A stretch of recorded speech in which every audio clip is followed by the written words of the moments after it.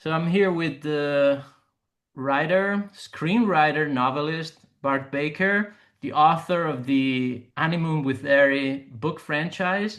And Bart, thank you for taking the time. We've been chatting off the record and having a good time up until a couple of seconds ago. I wanted to ask you, as someone who hasn't read the book, and I'll admit to being, guilty of that. Can you take me back to when you first conceived Honeymoon with Harry, and what was the original spark or inspiration behind it? I'd come off a movie project that I had written and was treated very badly on the project. And I think I was 40, and and it's one of 40 is a funny age anyway, but it was one of those points in my life where I just said, why am I still doing this? Working with people that know less than me. I had pitched Harry to a couple places as a movie, and nobody seemed interested. It was just, careers go like this, and I was down here, and I had just gotten a movie made, and and I said, I can't do this anymore. I'm going to write a book. I had never written a book. I really didn't know anything about writing a book. Um, my agent dropped me right after this movie, all this fiasco on this movie, and I sat down and wrote Harry. And how this started was I just had an image of my head of two men, one older, one a little bit younger, on a beach from the back with the sun setting in between. And I was like, I know what this is. I know what the story is. I'm not even as a screenwriter, I am not, unless I'm writing on assignment where I have to give them outline after outline until everybody's happy. I pretty much am a pantser. And by that, I mean, I just sit down and start writing, and that's how it works. And I just sat down and wrote Harry over the course of 3 months. It's a very emotional story. It's what I call a male weeper. It's a very masculine story, but tragedy strikes two men and how men deal with that kind of pain. Yeah. And I like cried for 3 months writing this book. And then, but I also thought it was very funny. I thought the book was funny. I thought I told it from a funny point of view, that the guys were guys, and they were funny, and these are about two men that truly hate each other. And and there's a woman in the middle, the daughter, Todd, the lead character, which will be Jake Gyllenhaal. Um, is a kind of guy who like sleeps around. He's kind of lazy. He's got a good job, but he's kind of lazy at the job. He sleeps, he doesn't have to work too hard to get laid, and so he's kind of a player. And he meets this girl and truly falls on, for the first time in his life, falls in love. And all the effort he put into his bad behavior, he puts into this girl. He is obsessed with this girl. He loves this girl, and she won't bring him home. She doesn't bring him home, doesn't bring him home, doesn't bring him home. And he knows she still lives with her father. She's an only child. Uh, and eventually, as she finally knows that this guy's for real, she brings him home to meet her dad. And Harry can sniff this guy coming through the door. And it's not like Meet the Fockers, where you get the idea that these kind of, the father and the son-in-law don't like each other. These two men truly hate each other. Okay. And it becomes the middle of, as we're working up to the middle of the book, uh it's a battle. It's basically a battle for this girl's soul between these two men. Her father, who's raised her alone for 20 years, and you get the sense that he kind of was Todd. He didn't treat the wife very well, and he's very cautious because he understands men real well. Yeah. Very cautious with his daughter, and she's basically, in many ways, picked a guy that was probably just like him when he was younger. But also, like I said, Todd adores this girl. Tammy just adores her, and it works its way up to the wedding.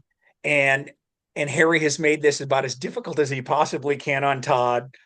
Um, 3 days before the wedding, she's coming home from her bachelorette party, I'm going to give some spoilers here, so just be prepared.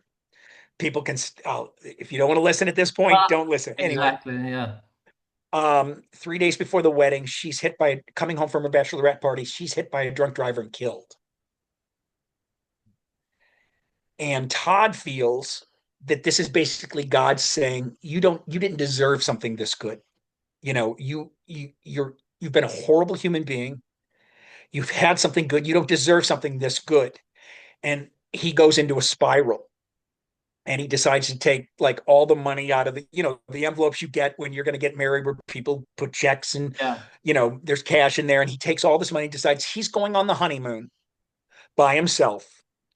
It was an island that they were going to, an island in the Caribbean where her grandmother had had a home for a while. So she had been there before and she loves this place. And that's why they were going there. It's set in Chicago. The first part's set in Chicago. He gets to O'Hare. He's got the 2 tickets for their honeymoon trip. And Harry is there. Harry paid for those tickets. And he's trying to get the airline to give him the tickets because he figures they're not going to be used. He wants those seats. He's got Tammy in an urn. He's got her ashes. Okay. And he wants to go to the island and spread her ashes. Yeah. And so the two men, as much as Todd hates this guy, he's got him over a barrel because he wants to be there when, her ashes are spread. So the two men go on the honeymoon together to kind of a couples resort. So people don't Yeah. quite know what's going on here with these two guys, this older guy and this younger guy. They hate each other, but they're also the only person that can understand what that other person is going through, that loss, that tragic loss that they are both going through and trying to work their way out of. And the second half of the book is about these two men who have to help each other overcome this huge loss in their lives. They'll never be friends, that they'll never be, at least at this point in their lives. And ultimately in those sequels, they get a lot closer um, because of this, that they are there to be the voice of reason and help each other through this tragedy. And both are able to kind of go back to a life having been through this journey, this emotional journey, and realize what this woman gave both of them, both as a daughter and as a woman that this man wanted to love. So it's a real emotional story. It's very funny, but it's also there's a lot of tears in it. There's a lot. I think most people that read it, I get a lot. That's how it all came about. I told you my agent left. I wrote this novel. And in somewhere in that process, right after I'd finished the novel, I had signed with managers. I had gotten these new reps, and the only person that had read the book was my sister-in-law. And she called me one day and she said, I was on the phone with my family, and I said, yeah, I wrote this book. And she, can I read it? And I said, yeah, no sweat. And she's kind of a tough broad. I don't know. Yeah. Do you understand what I mean by Yeah. that? Yeah. I do She's a understand. tough cook. Yes. She's a tough cookie.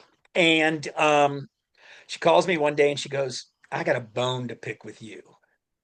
And I said, what's going on? And she said, I've cried for 3 days straight. She goes, I can't stop reading this. She goes, I take it to work with me. I take it everywhere with me. And I've cried for 3 days. And I'm like, wow, really? I mean, when you write something, as you don't know how people are going to respond to certain Yeah. things and what they're, so she was the first person I was like, okay. And then she kept saying, this is so amazing. I'm like, and I said, did you find it funny at all? Because I thought the book was kind of funny too. And she's like, I just can't, this is just so amazing. So I give it to these new managers, and it's like Christmas time. And so give them the book, and Christmas, nothing happens for a couple of weeks, and you kind of quiet. The Monday after the holidays, my phone rings, and it's my manager. He's very low key. He's not my manager anymore. But actually we're still pretty close. But Sure. he, he calls me and goes, dude, I cried. I don't cry. I cried. I cried a lot. And he goes, this book is so good. I'm having everybody here read it. And then my lawyer reads it. My lawyer asked for a copy of it. And he calls me about a week later and says, my wife has never seen me cry, ever. And I'm laying in bed sobbing over this book. So she has to read it. And so it kind of took off from there. And the the book went out. It was, and really, it wasn't a book. It was a stack of paper. I mean, it was just a stack of type paper. I had never written a novel. I didn't know anything about the book business, than, anything about anything. And very quickly, within a week of the book, my manager's putting the book out. We had There were major people reading this thing. And then an offer came in really quickly from one of the studios, which is not the studio making the movie. Okay. Um, and it was one of those situations. My lawyer calls me, the manager's on the phone, and he says, "Look, these guys are offering $750,000. You got 30 minutes to make a decision." Yeah, yeah, that was me. And I, I come from a very working class background in the Midwest. Um, I'm not saying we were poor. I don't want to give any illusion that we were poor, but we were working people. I mean, Oh, we were not rich, and that was a lot of money. Even, so I was like, yeah. I'm a bird in the hand guy. Yeah. And I was like, yep, I'm in. So they're making this deal unbeknownst to me. Paul Haggis, who was coming off the Oscar for Crash, Gosh. Yeah. was at Brad Pitt's company, Plan B. Okay. And at the end of, I guess, what I kind of the story I was told was at the end of the meeting, he said, "Have you guys read anything that you're really interested in?" And the head of one of the partners over there handed him the stack of paper and said, "You should read this." He said, because they were trying to get Brad Pitt to read it. Um, but as these guys are, how often do they have, 4 or 5 days to read a book? Anyway, Haggis read it really quickly, called the studio that had just bought it, and said, "I'm in." I was probably going to write the script, but I was kind of he was a bigger gorilla than I was at that point. And and I was perfectly fine. I had just finished writing this, and I didn't know if I had the wherewithal to live with that sadness and all that stuff. I take this stuff on pretty heavy when I write Okay. with whatever it is, and I didn't know if I could do that for another 6 months, a year, be going through what I had just went through for 3 months. Yeah. And write the script. Yeah. And so I was kind of glad that, and also having him on kind of meant that this was going to be taken really seriously. He was going to Yeah. write and direct. He got Jack Nicholson and Vince Vaughn. Oh, wow. Now, this was 20 years ago. Yeah. 20 years ago. Yeah. Yeah. Yeah. Um, and I'm telling you the stuff that I know. Yeah. Is it Absolutely. true or false? This is what I heard. It fell apart because of money. Everybody was asking a lot of money. You're talking the height of Vince's career. Jack was a major, major star. I heard they were both asking an enormous amount, and it fell apart. It kind of lingered for about 4 or 5 years. Then Bradley Cooper got involved, Oh. and he was going to do it with De Niro. They had a Yeah. good time, really good time working on the Silver movie they did with lining. Jennifer Lawrence. I Silver can't remember the lining. name of it. Silver lining. Yeah, Silver Lining Playbook. Playbook. Yeah. And, and so they wanted to work together again. He found this. Another director came aboard, another big director, another Oscar winner came aboard to direct, um, and then rewrote the script with his partner, and everybody hated it. I'm not going to say who, so I'll just Yeah. leave the No. No. names Don't out. worry. But No. everybody hated it. And it's the only draft of the script I never read. I called the producers and said, "Well, give it to me. Let me take a look at it." And there's a female producer on there, and she called me back and she said, "No, you do not want to read this. No." So they extricated themselves out of that situation. Then it hits the trades that Bradley Cooper decides he's going to direct this. Hits the headline of Variety: Cooper to direct Honeymoon. 2 weeks later, he took A Star Is Born, and it fell apart again.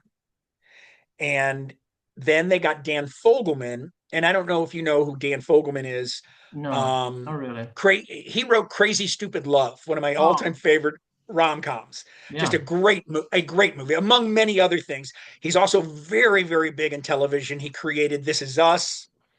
He was one of the he is one of the exec producers on Only Murder in the Building. He created the new Hulu hit series with Sterling Brown, Paradise. He's got another series coming on Hulu. This guy's like he's a 1,000 pound gorilla, Yeah. and No, I also love one of the I love This Is Us. No, I've yeah, seen, yeah, I and love you can it. see why that would fit Yeah. well with this story. Yeah. So he writes a draft or writes his draft. I read that. They give me that draft, and it is my book. It's extraordinarily faithful to my book, which as another writer to a writer, I was very grateful for. And so I was heading out to LA, and I called and I tried to get the producers to set up a meeting with me. And they're like, he's really busy. I don't know if he'll do this. And I thought, screw it. I don't get out there that often anymore because I have kids and, Yeah. my life is elsewhere. Even though I'm still working in that business, my life is elsewhere. And my boys were small at the time because this was about 10 years ago. And I just called Dan's office and I said, hey, I'm Bart Baker and I'd like to speak to Dan. And they hooked me up with somebody else and it was his assistant. And I said, I'm Bart Baker. And he goes, Honeymoon with Harry, Bart Baker? I said, yeah. And I said, I'm coming to LA and I'd love to see Dan. Oh, I know he'd love to talk to you. They set up a meeting.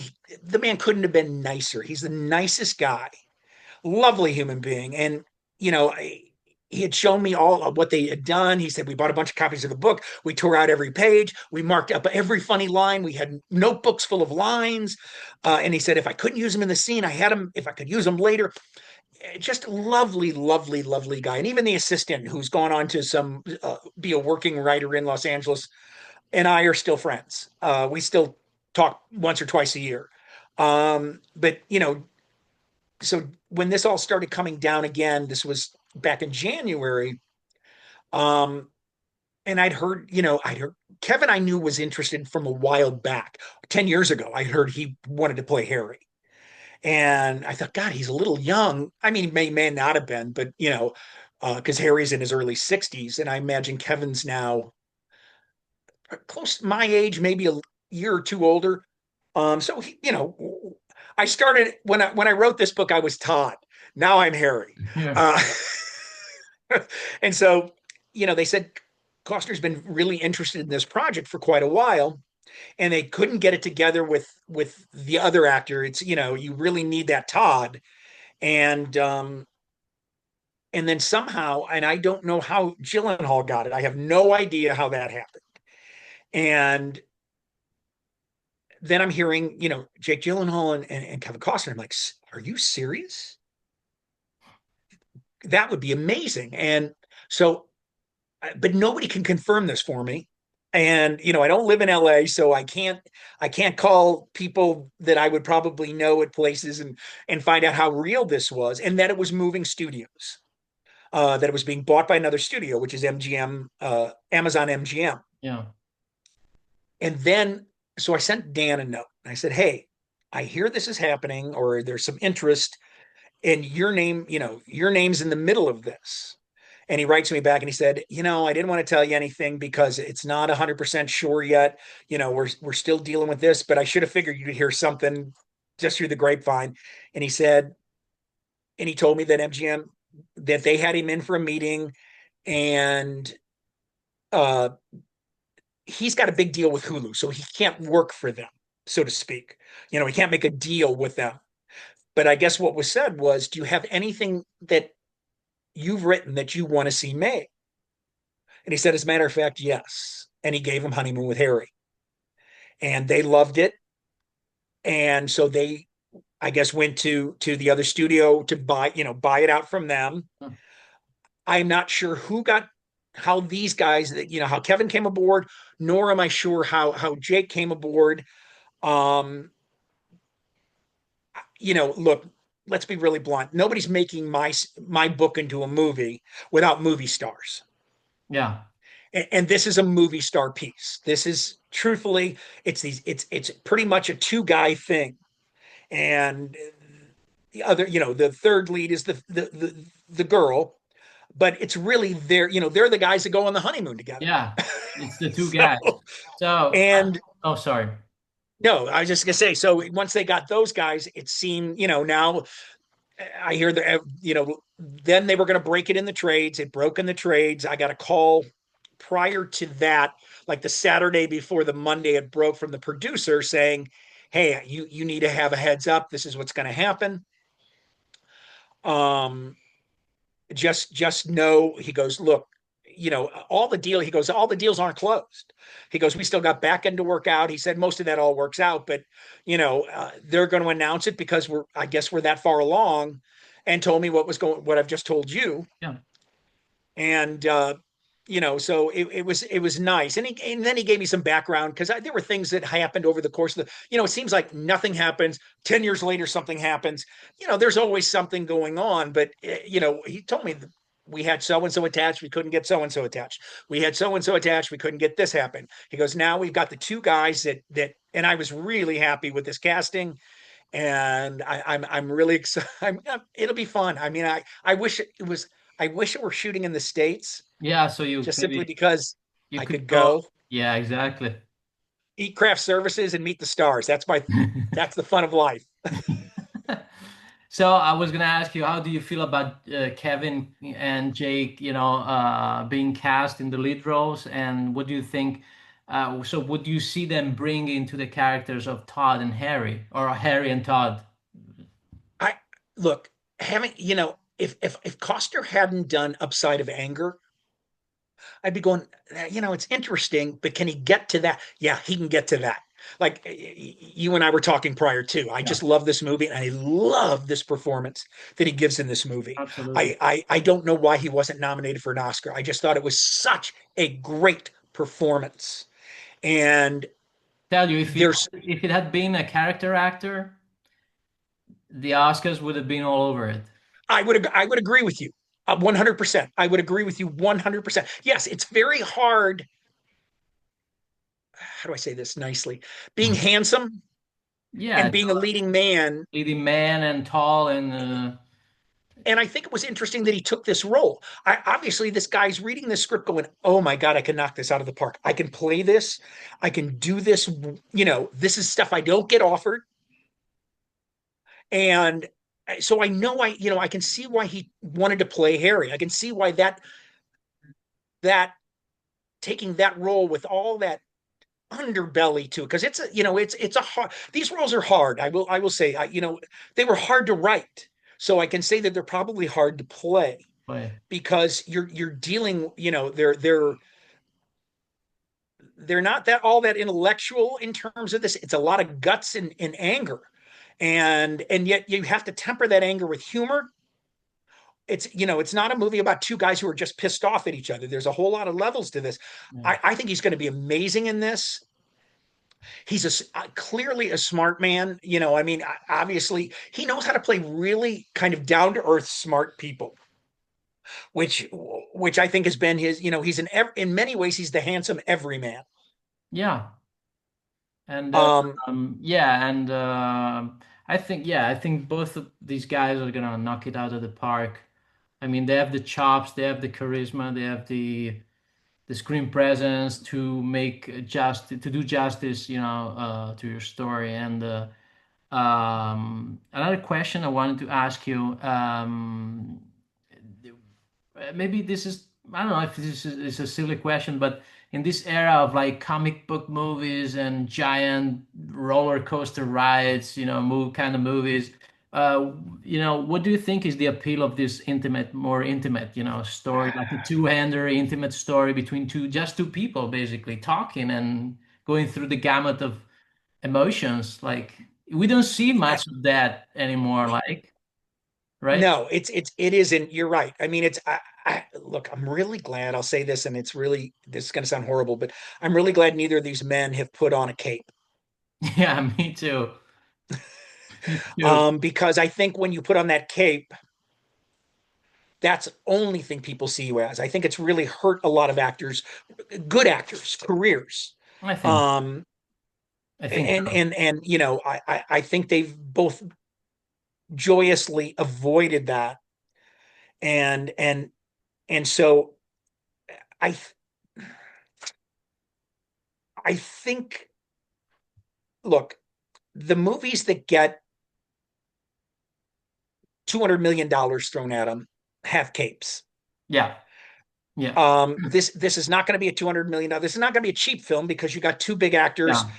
Yeah. There, there's a lot of really good people behind the scenes going to be attached to this. The directors work with Dan Fogelman, who I mentioned before.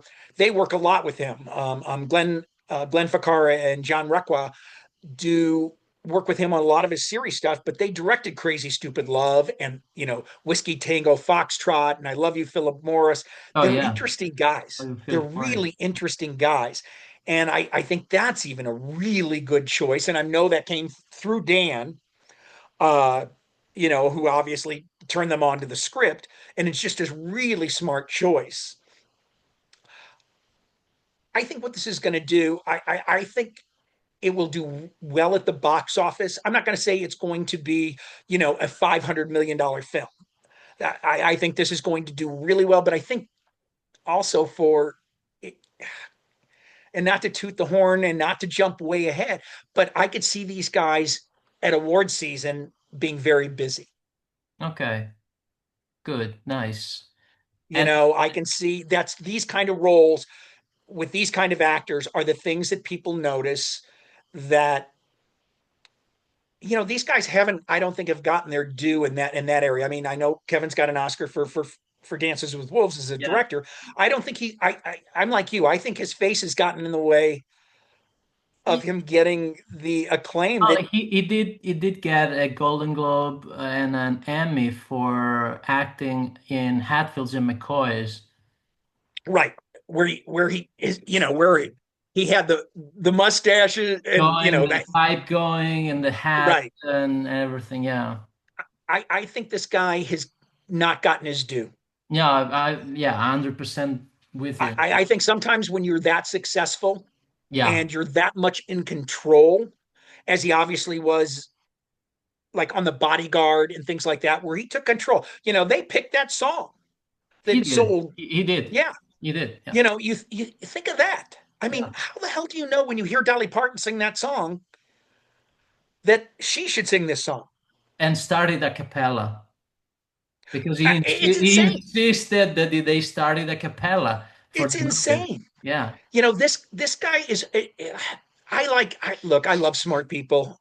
Maybe because I'm not, but I like being in a room with smart people and Me hearing. too. And you look at these guys, and even and I don't know. I don't know either of them. I'm just judging by what they've picked to work on Yeah. and this stuff. Kevin's a smart guy, He is. Yeah. uh, and he'll take command, and I think Jake Gyllenhaal and he will find that level between the two of them because this is this whole thing works on the joy of this. If you got a tennis match or a sword fight, it's only fun to watch if they're both equally good. Good or great. Yeah, I mean, if you have an unbalanced game, It's no fun. it's no fun to watch. Yeah. Watching somebody gets trounced is no fun. And I think you got two really, really interesting guys, two interesting actors.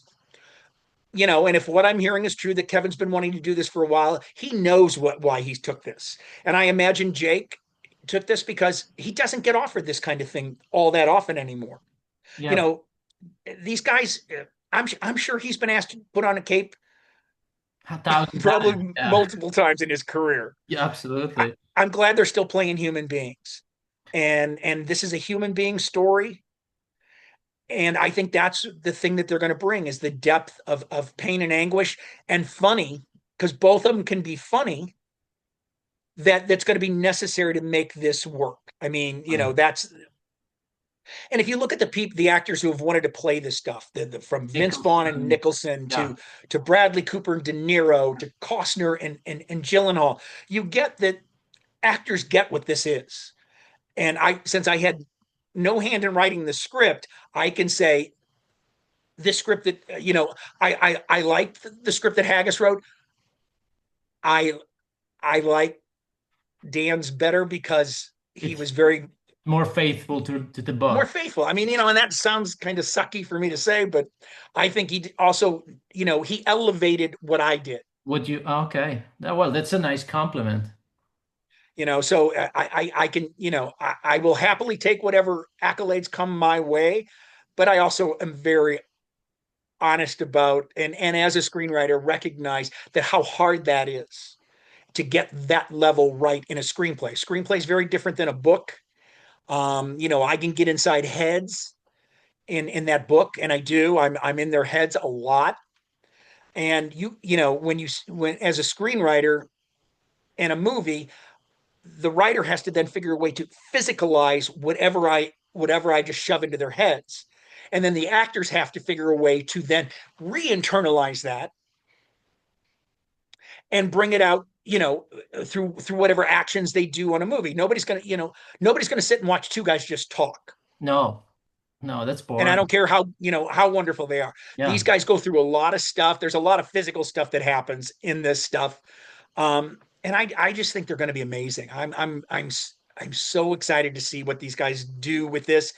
And I'm also really good having written enough and having had enough made as a screenwriter myself. I never remember what I wrote when I see the movie. I kind of just judge the movie as the movie As an entity unto itself. unto itself because it is. And even with the book, I wrote this book 20 years ago. I've maybe read it two or three times since. There's going to be stuff that I'll go, oh, I forgot about that. Oh, that's right. That happens. And Wow. I never the thought it reason could be this, possible as a writer. That when I wrote um, the second book yeah, came out of, I was gonna ask you like about like this is an actual book franchise. it turned out that way. I was doing book signings for Harry one, Yeah. and there's a young boy in the book, and there's a bartender at the bar where Todd drinks on this island, and she has a son, and he has a relationship with this kid and her Okay. on not physical, but a Yeah. relationship. Um, and people kept coming up to me at these book signings going, "Oh my God, that's his kid. That's his kid. They knew each other. She says they slept together back in Iowa or Indiana or somewhere, 20 years or, 10 years, blah, blah, blah. And I'm like, I would look at these people and going, what are they talking about?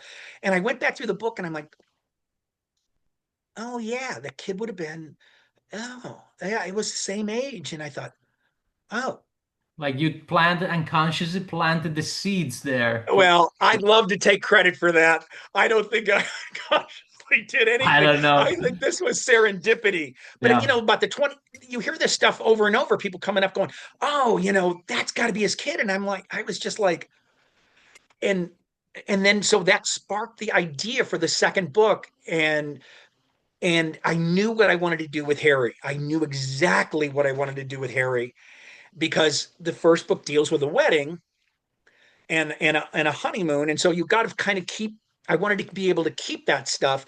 And in the second book, he calls Todd, and Todd's kind of reverted back into being Todd. Yeah. And he calls Todd and said, I'm getting married and I want you to be there.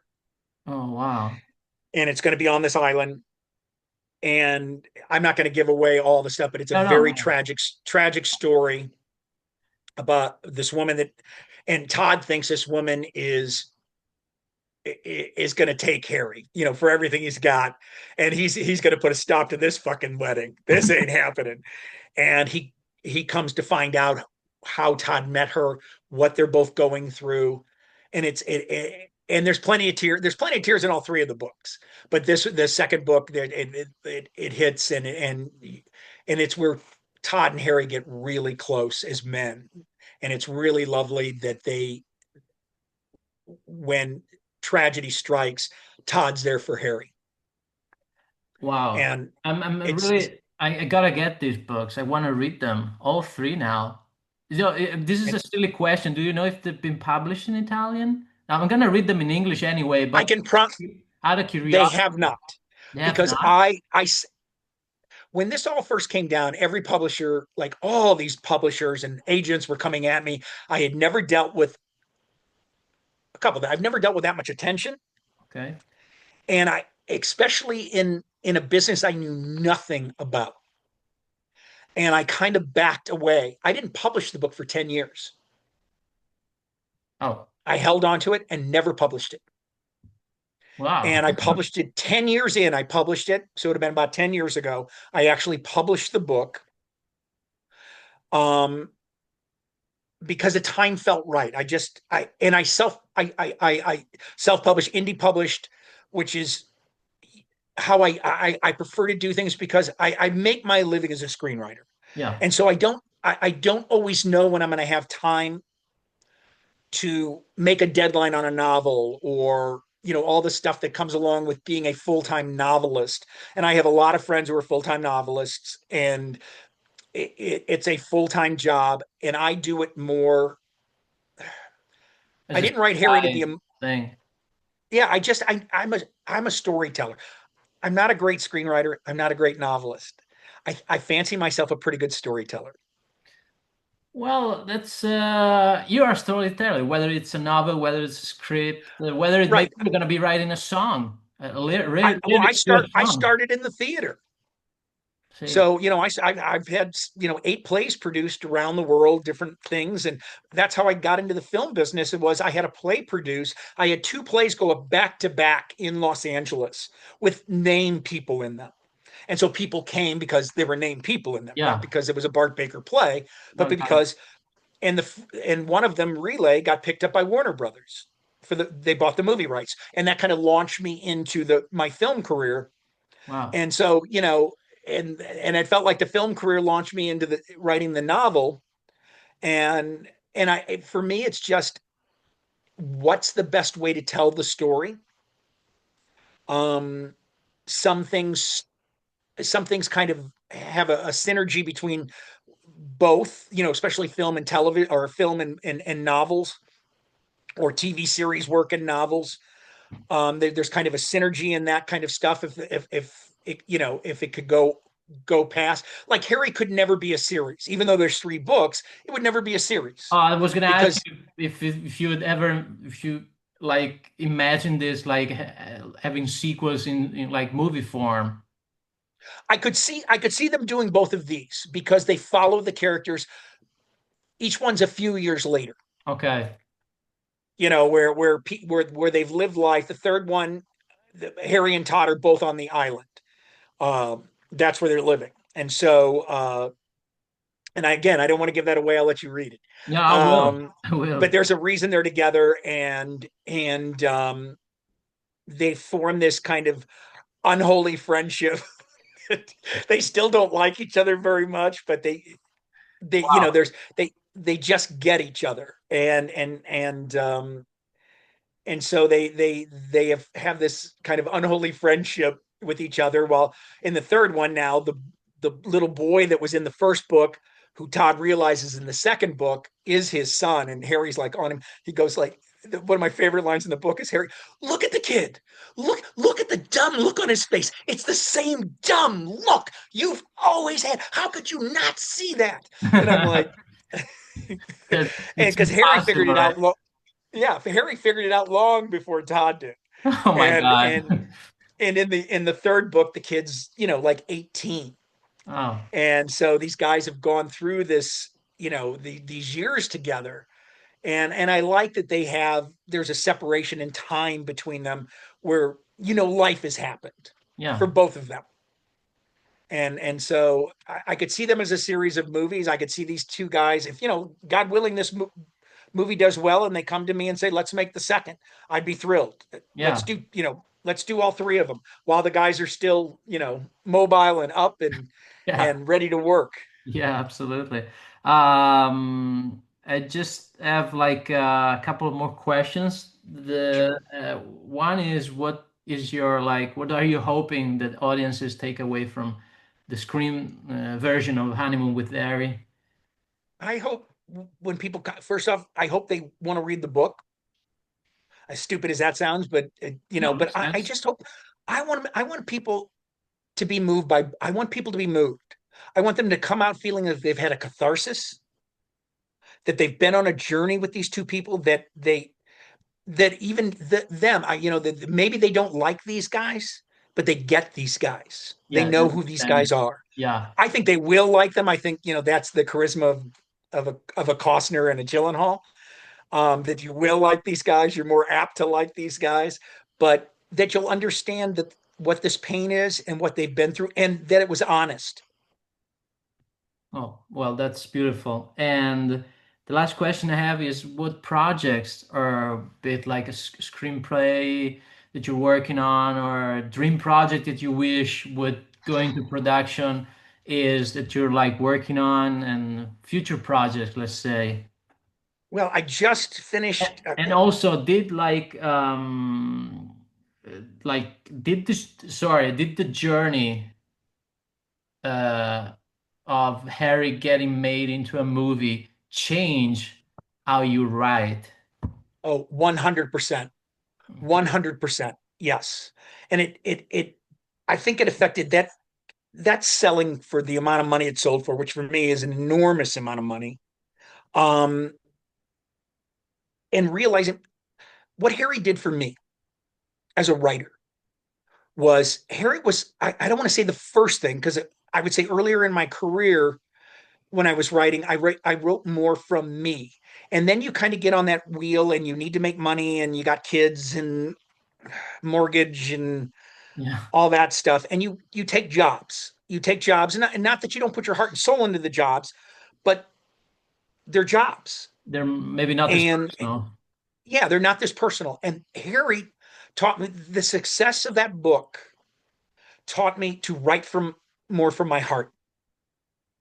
And so the things that I create now, even if I take an assignment, I've got to find a way to connect very deeply with whatever that is. And that's what Harry taught me. And it was an emotion, like I said, I really did sob a lot through the 3 months of writing it, and it put a lot of myself into it. And I recognize that that's maybe a lot of writers don't have to do that. Maybe they're better writers than me. But I have to throw myself in and just kind of get into the muck. And I've been since Harry, I the success I've had has been with more projects that are like Harry, that are more emotional. The poster behind me, this Yeah. one, was a Yeah. movie I had made last year with Taye Diggs and Megan Good, and it's another very emotional story called Forever, and it did really well and got me a WGA nomination for best screenplay. And I love going to those places in people's lives. I've got another movie coming on one of the networks in November. It's another romance, but a romance, because in many ways Harry's a romance. It's a romance between two people that hate each other. Yeah. Uh, and I No, wouldn't, I it's not understand. a Yeah. sexual romance, No, but yeah. it's a romance because these two people have to, there's a synergy between them, and that's what romance is a synergy that can't be broken. And I think by the end of Harry, that synergy is there for these two guys. But that's what I'm writing now, and I just got another gig.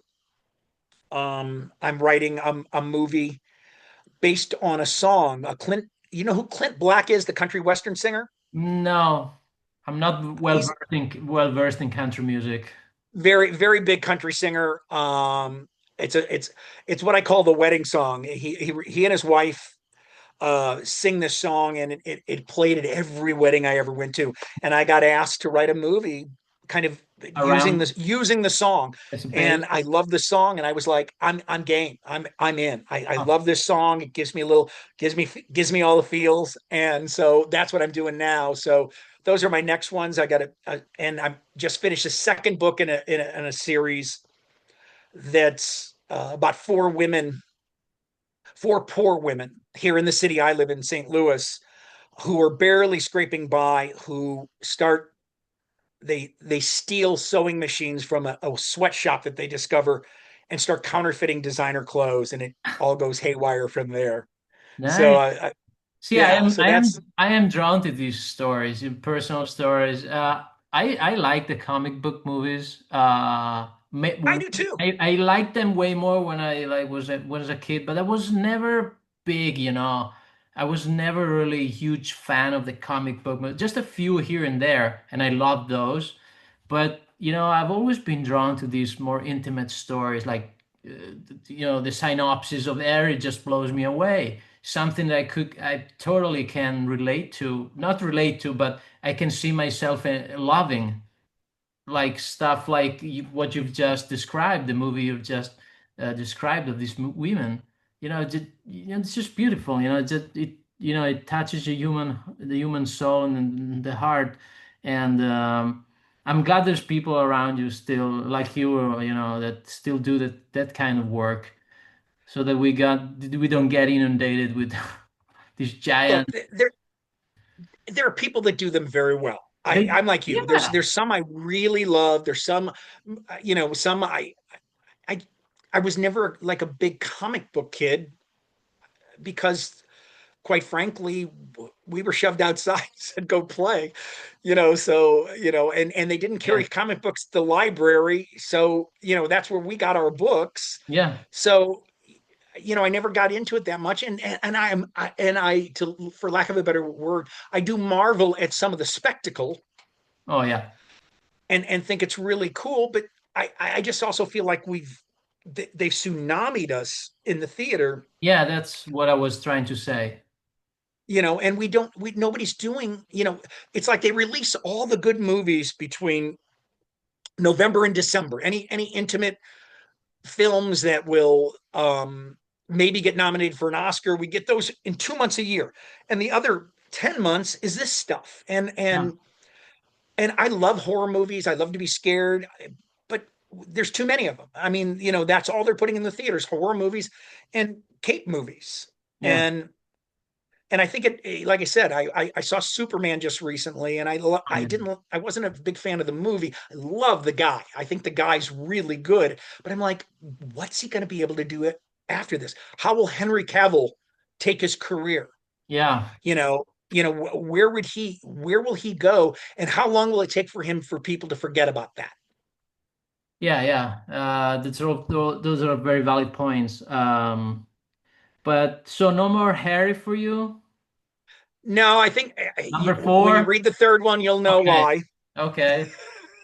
Don't want to Okay. give anything away, but yeah, Okay. they're Yeah, on the third. since I haven't read them, I was just curious, you know, I will fourth one. I close it off pretty tightly on the third Okay. book. I think it comes to a good conclusion for these three, and for some reason that it seemed like enough. You know what I mean? It's like I had exercised all the good stories out of that. I'd gotten to spend a lot of time with these guys in my head, and I'm grateful for that. And that's the joy of now this movie is I'm going to get to see it in another whole other world, whole other thing. And my name will be on there, based on a book by Bart Baker. That's cool to me. That's thrilling. Yeah, it is thrilling. And so, Mr. Baker, thank you so much for your time. It's been a pleasure, a joy. You're a very pleasant person, very lovely person, and I thank you for taking the time to do this for me. And so that's it. Thank you, sir. Thank you, sir. Bye bye. Take care now.